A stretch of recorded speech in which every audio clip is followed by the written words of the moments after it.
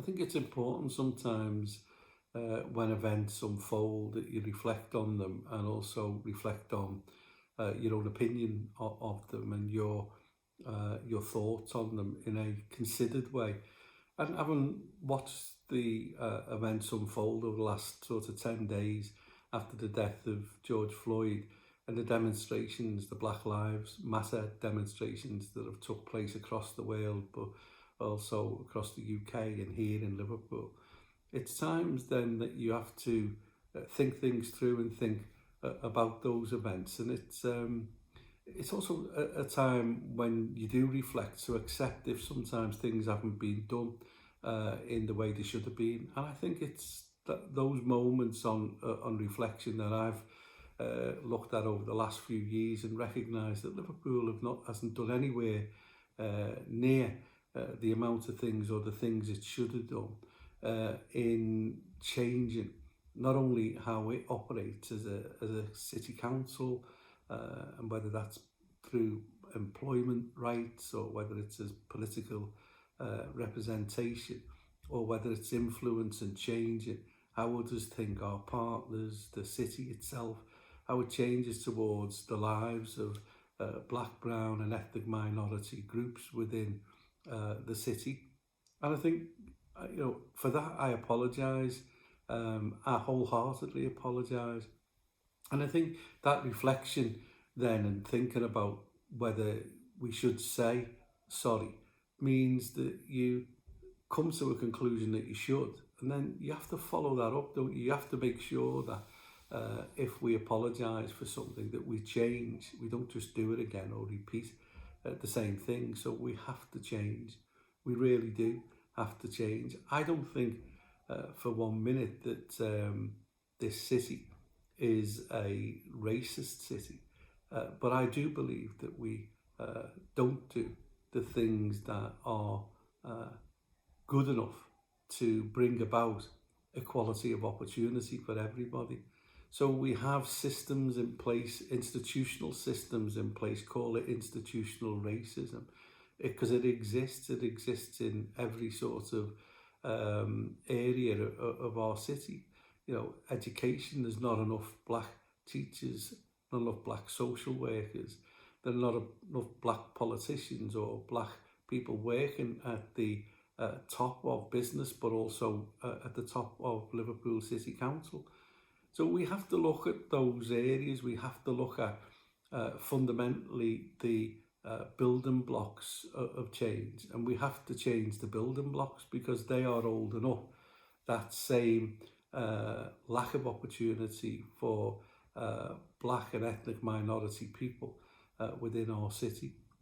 So I think, my recent few days have been talking to people, listening to people, reflecting, and talking about what we need to do as a city. So I'm about to announce in the next few days a task group that will be charged with not only looking at what we need to do, but looking at how urgently we can do it.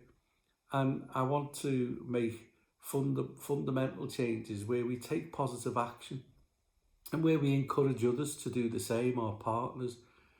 But the city has to get it right. The city council has to get it right. We can't argue for others to follow if we don't lead.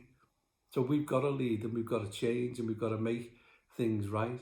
So we're doing things like making sure that we've got Operation Black Vote, which is about encouraging and enabling BAME members of different ethnic groups within the city to participate in learning, to make them comfortable in engaging in the political world, but also to become more magistrates, to become school governors. And then we've got to look at working with our universities about making sure that we train enough young black people to be teachers within the city, other BAME community members as well. So we've got to engage with all of the BAME community to look at what we can do with them, working with them, listening to them to make the changes that we need to make. It's no good us telling the black community, the BAME community, what is needed and what they should have thrust upon them. That's not what we're about. That's not how we're going to do it. We're going to work with the BAME community, and we're going to do things that they're proud of and things that they want us to do.